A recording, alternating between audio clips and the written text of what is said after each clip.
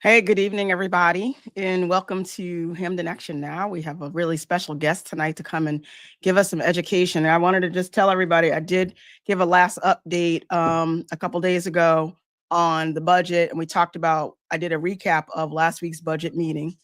And I didn't quite understand what the gentleman, Mr. Nearing, had explained to us from Siegel. And I do know I did get some information. Some folks reached out to me and said that, well, let me explain to you what he was talking about with this $500 million of debt that we have coming due for that we have to actually get paid by the time we get to 2045. So I really didn't understand it, and I was starting to do a little research, and then one of our former Hamden Town Council members reached out and said, well, let me tell you what happened, because I was around during that time and I can actually give you some information and show you. Matter of fact, what they said is that the majority of this stuff is located on the Hamden town website. So it is somewhere where we all can find the information. So I'm going to go ahead and join and have our special guest tonight, a former Hamden several term legislative council member from the 9th district, and it is Marjorie Bonadies. How are you? Good, thank you. Thanks for having me. Awesome, awesome. So I know you reached out to me after you saw last week when I was doing my recap and said, well, let me give you some back information. And I think that's really, because again, the budgets, if you look at this budget this year, you look at the budget from last year, you really don't get like a perspective of like how we are, where we are now, how we got here, and then what is the outlook for the future. That's really what I'm concerned about, is like we can't just spring these kind of tax increases on folks. I mean, they need to see it coming, and we need to kind of prepare for it. So tell me a little bit about your experience. I know you sent me, it was the Town Pension Plan Review and Options. It was a report done in 2013 that I want to share my screen. But if you can give us a little summary and bring us in, let me know. Yeah, so this was done under Mayor Jackson. There was, in 2008, we had a recession and a lot of stock market upheaval. And so that really affected our pension plan. So we had a town pension plan, and that closed in 2007. And all new employees that we hired after that went on the state system, which was the Connecticut Municipal Steamers. Right. And so what happened to our plan was we never paid the full amount. So every year the actuary would come up with an amount that we had to contribute, which is the ARC. If you've heard that before, it's the actuarial required contribution. And the town has a history of never paying that amount, always less. So it really came to a head in 2013. The pension plan was about 11% funded. That's bankrupt. That's right. That's like a default territory. Within 5 years, we would have defaulted on all those people who were depending on the retirees. Right.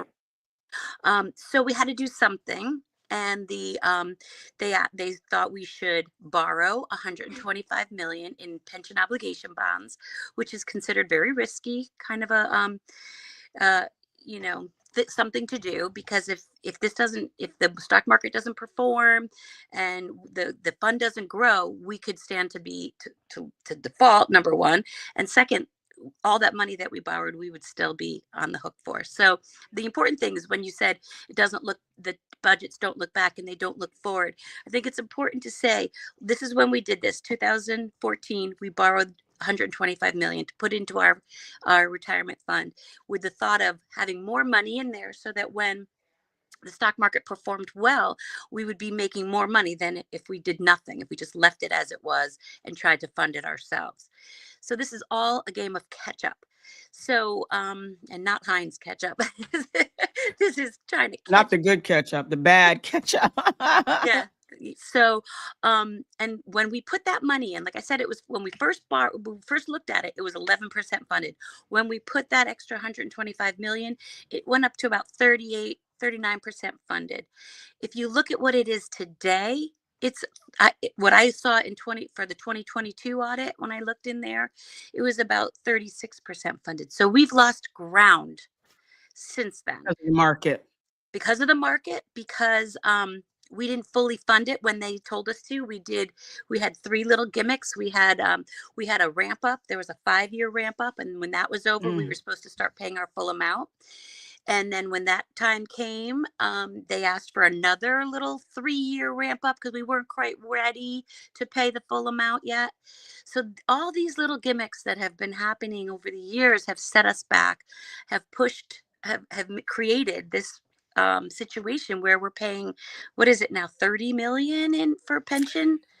Yeah, he came out last week and he said that we originally budgeted 27.5, but then he said he was off by 500,000 because of the additional retirees that came in and are now collecting. And so now it's 28 million. That's what he's saying we should budget for 26 fiscal year. So, you know, so here's the thing. I mean, how do we don't know what the market's going to look like. That's the first No, variable. and it's And not then the looking second, not looking good.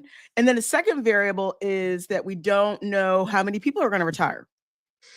correct. We recently had a fairly large turnover of long-term employees, and that's putting stress on the pension plan as well, because those people are no longer active.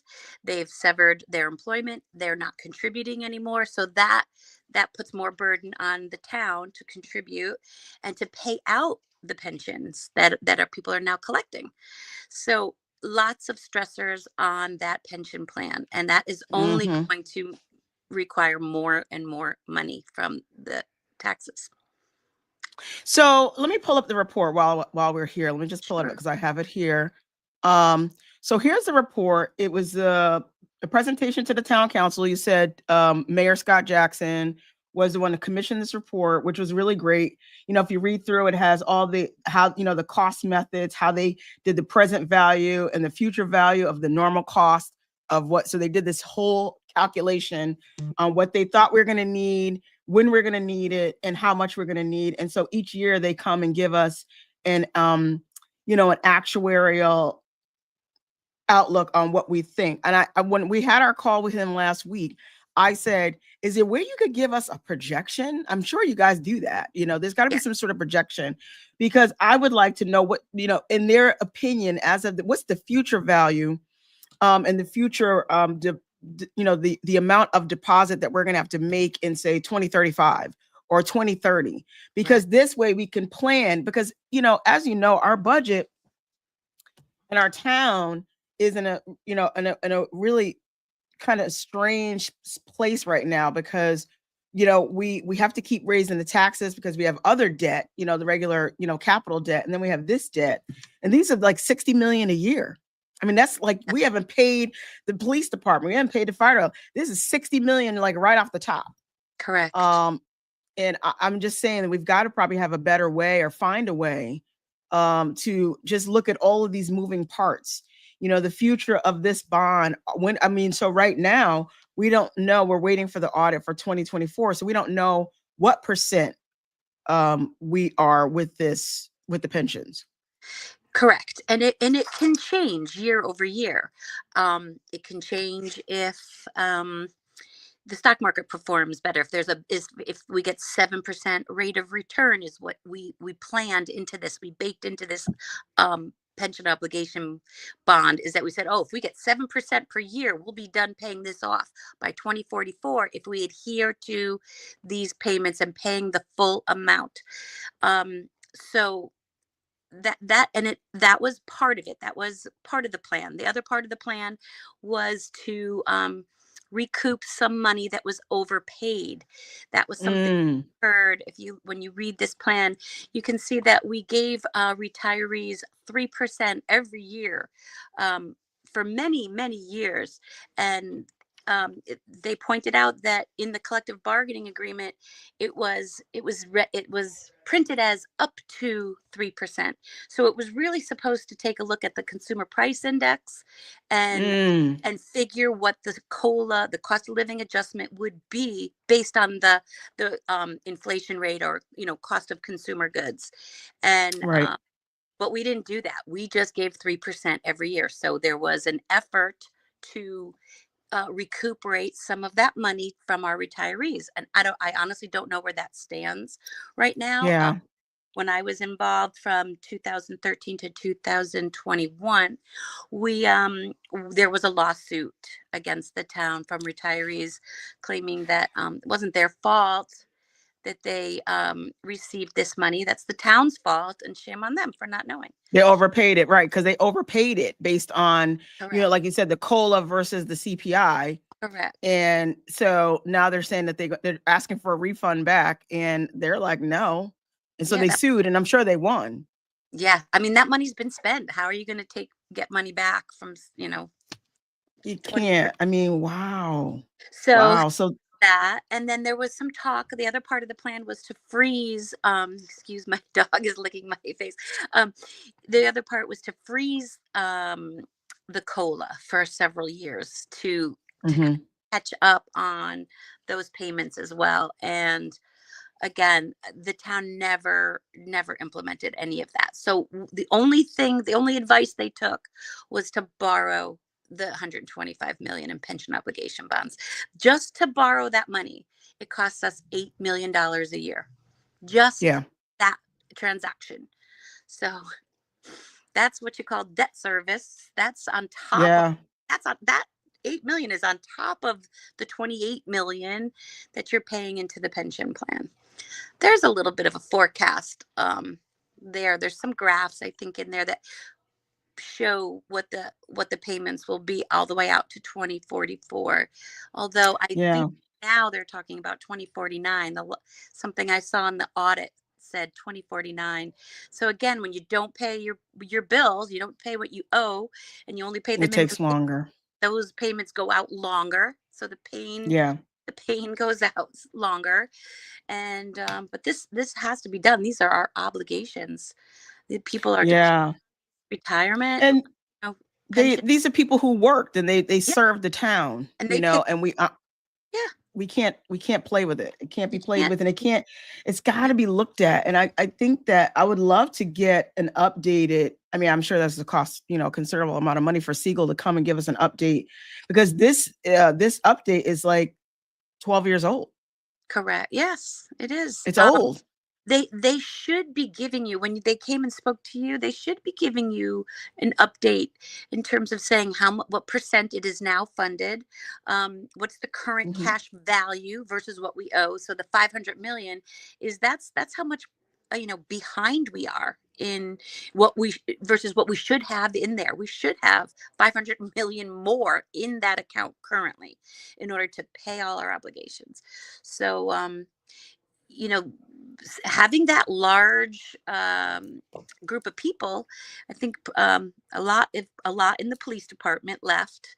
There was about a 30% turnover. That's putting a large stress on our pension plan. And I'm pretty sure they probably, when they did the actuarial calculations, they probably calculated a certain amount of people retiring every year. And Correct. that's the reason why Yeah. this year he was like, well, our calculation was 2.75, but now it's 228 million. Because again, people are retiring at a much faster rate than they probably originally planned when they did this in 2013. Correct. Yeah. I know that happened in the state of Connecticut, because I mean, after they changed the COLA rules, it was like a mass exodus, and I'm sure it put a really a burden on the state state employees' retirement. Absolutely. Um, Without a but I doubt. think that a full updated plan from say 2025 through to the next 10 years, to 2035 would be helpful, because these Yes. numbers probably are different, significantly different. Yes. Yes. And if you have to overlay our general obligation debt on that as well. And that, that's for, like you said, capital improvements and things of that nature that we borrow money for, that cost more money than we can take out of our operating budget for roads, paving, bridges, repairs, Sidewalks, yep. sidewalks. I mean, these are core government services that we can't afford to do because of this debt. This debt is preventing us from improving and maintaining what we currently have. So it's incredibly important, and these are things that I think the councils of yesteryear and mayors of, year going back, just thought, hey, let's just kick the can down the road. We'll deal with it later, and that's later is now. Later's now. Yeah. Yeah. Okay, so look at this. If you look at this screen here, Hmm. we're halfway through. I mean, look where 2025 is. You see, I mean, 2025, this is the do nothing pay arc annually. I mean, so we're already like, this is already gone. We've already lost, we lost time. Time has already passed us by on this. Yes. So it needs to, we should probably commission an update to this report, pay whatever it is. So that way we can see where we need to be, from instead of saying 2012, saying, 2025 through to 2049, if that's, Correct. since that's now the case, just so Yes. we can get out in front of it. I mean, Yes. And be out front, be upfront with people. Say, you know what, the next 10 years, um, we can expect to pay about 28 to 30 million per year. And then and give people an end date, by 2049, um, our taxes are going to be lower, and maybe we can stabilize them in the meantime. But the town has to be very careful how they spend and borrow money now. And yeah. I don't know what other projects are in the works, but they really have to be cautious and work very diligently on paying their debt. Otherwise, the town will never move forward without Yeah. with this heavy debt weighing us down, honestly. And this one is just, it's like, it's huge and it's not going anywhere. And it's kind of like a variable rate mortgage. It's It like is. every year you don't know I mean, you got an idea on what it would be, but the market can drastically change and like it's one of those, fixed, float to fix mortgages where one minute it's one amount, but then next year it could be something totally different. And now you don't know if you can even afford it. Or if you do, Right. you've got to take your grocery money and your gas money, and your light bill money to pay that mortgage, that new mortgage rate. And this is kind of what I feel like here. I Right. feel like this is like one of those things where you don't really know from year to year. I mean, you can get your actuaries to give us some projections, but I Right. mean, we can go on that. And I think they should give us some really some conservative projections. I would rather, over project than under project, Yes. So this is something that I want. The reason why I was so happy when you reached out to me and said, wait, let me get you some information, because this is stuff that the taxpayers and the voters and everybody needs to know. Like, when like you said, when you see the town and you see like maybe your sidewalk needs to get done, or the road on Treadwell or the road on Mather Street it needs to be paved, it's because of this huge debt. We Correct. can't just, I mean, it would be cool to go out and get another 10 or $20 million worth of bonds, pay off the other ones we have, retire the previous capital bonds, get some new ones, and continue to beautify and make the town great. But this is hanging over us. And I Correct. want everybody to know, I need everybody to know, we don't want anybody in the dark because we're paying for this. This is our bill. Yes, it is. Yes, it is. Um, the other thing is, we didn't have a good fund balance, so we were not really able to borrow money. We weren't very, we weren't, we didn't have access to the bond markets to do these, updates and paving and things like that, because we didn't have a rainy day fund. We do now. I just want you to know we do have a rainy day fund now under Mayor Garrett. However, it was done the way it was done was to not pay these bills and to but budget for them, budget as if we were, and then not paying the full amount and putting that um in our general fund. So I Mm, know, that she does like to point to the fact that we have a much healthier general fund, and that is true, but it was done at the expense of this bill right here that you're looking at. yeah. Yeah. Wow. This is really interesting read. I'm going to let everybody know you can find this this report is at the Hamden. Where did you find this at the Hamden town website? So you It is look it just look look up at the town website and financial information. So you okay. can You could look at the audits there every year. You can look at the Siegel reports, the Okay. pension plan. Just search for those under financial information. So they'll come up for you. So we need to really look at this. This needs to be looked at immediately, because this is weighing us down. It's like an anchor dragging us down to the bottom. It is And it needs to be looked at, and maybe, like I said, I say it needs to be updated because it was commissioned 12 years ago. correct. And it needs to be looked at now. And so we can get some new projections and some new graphs and see where we are because, um, like you said, the DB plan earns at least 7% annually. And that's the POB debt servicing are lower than without the POB if the plan earns at least 7% annually. So we need to look at all. I mean, this needs to be updated. We need a full presentation, and we need a forecast Yeah. for the next 20 years. I think, You, so we can at if least we know what we're don't doing. if we don't get that 7% rate of return, that's also a problem. It might be wiser to drop it to a 6% expected rate of return, so that we make sure that we don't fall short of funding. There's a lot of things that can be done, and I mean, we don't have a finance director, so No. so that's another thing that really not having a finance director has created a problem for getting the audit done, and it's also created a Mhm. problem because you're not getting the updates that you should from the finance department. Yeah, yeah, and the council needs to have that information. We're like you were on the council for many years. I mean, like we're Yeah, supposed to be the fiscal agent, the authority for the town. yes, And so we need to have granular, really drilled down information because when you run up on folks and they want to know why the roof at the high school is still leaking on the kids, and yep, there's little buckets all over the place. Like they're saying, my taxes are so high. Why can't we at least fix the high school? Why correct. can't we fix this? And like this is a major part of the budget. And I don't think, like, I know Mr. Nearing came from Siegel on last week, and I just think he needed more time to really explain. So I'm going to request that we have him come back, and find out how much it would cost to recommission an update to this report. That Yeah, way, at least the whole town knows what we're working with. exactly. It shouldn't require a huge study like this one was. They had to really dig in and find out how we got here and look through everything in the past. They know the problems. They know how we got here now.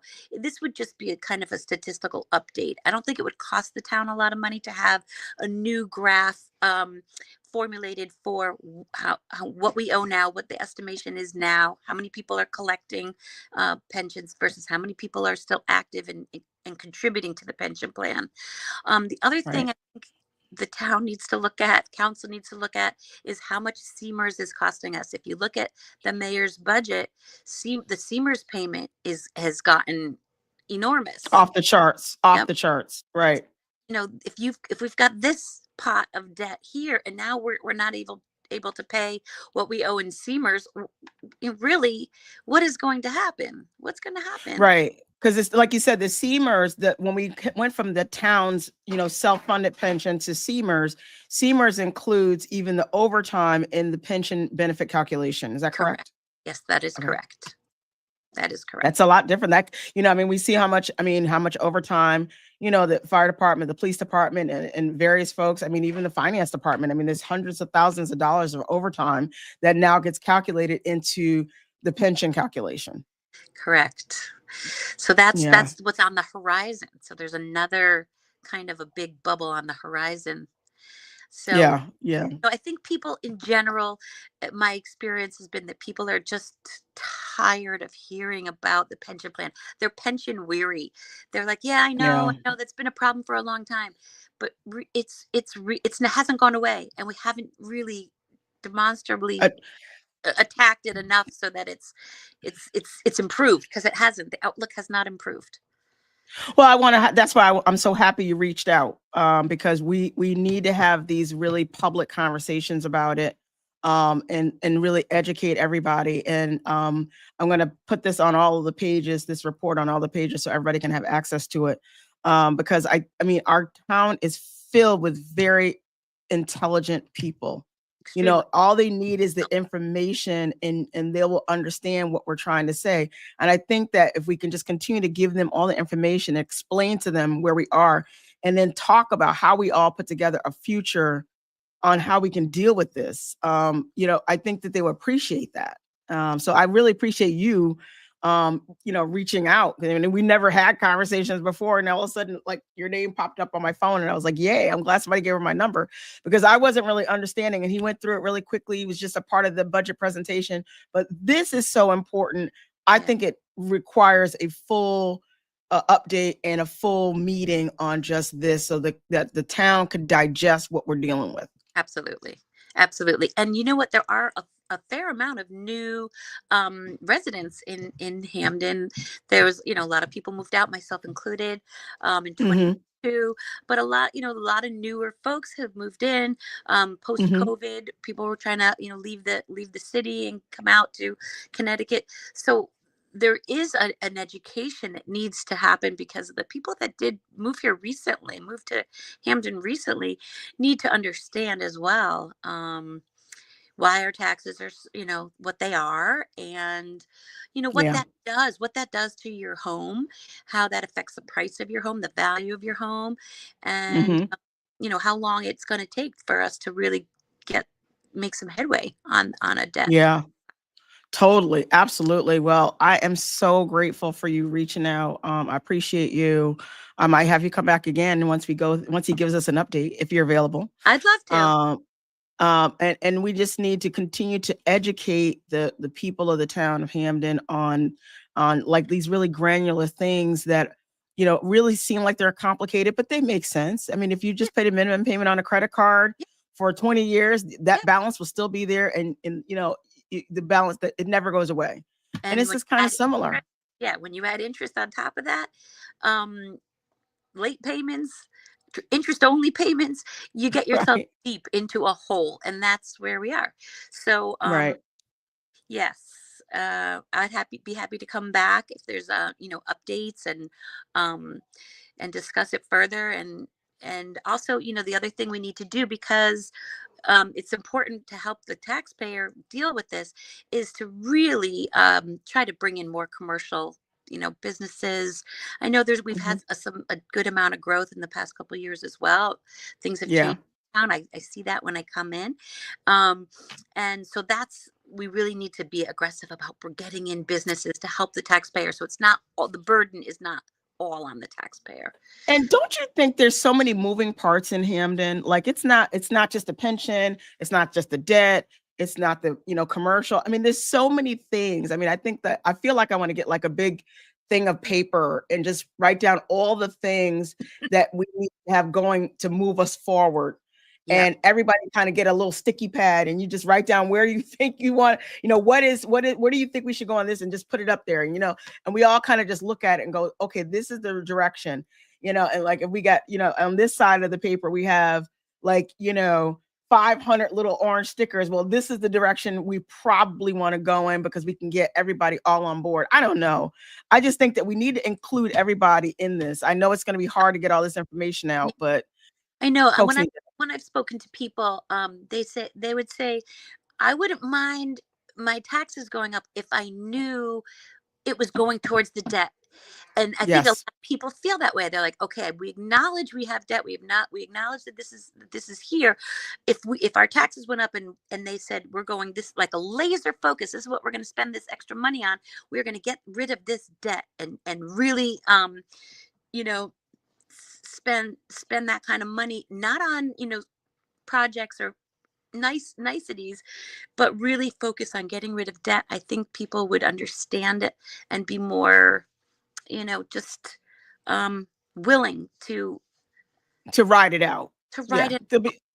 They'll be willing to write it out. I think if we could just get the information out there and make it something that is, we don't want to, like I said, we're about 30 minutes in, and I don't want to keep you any longer, because like I Oh, said, I want to make my little things bite sizes. I don't want people yes, got too much going on. But I yes, agree with you. I think what we should do is just continue to keep having these conversations, keep bringing revelations to the people, and they will get it, and they will understand. And then we can get them to, okay, it might be a little high between now and 2030, But, by 2030, we're not going anywhere. We got young kids, everybody's in the school system. We know things will start to level out. And then maybe in 2037, young people need to know that. I mean, I'm Mhm. old, so I mean, I'm going to retire soon. But, everybody else, that young millennials, they want to know if Right. this is a place they want to raise their family. Is it going to be a place that's going to be affordable for them? Exactly. And I totally get that.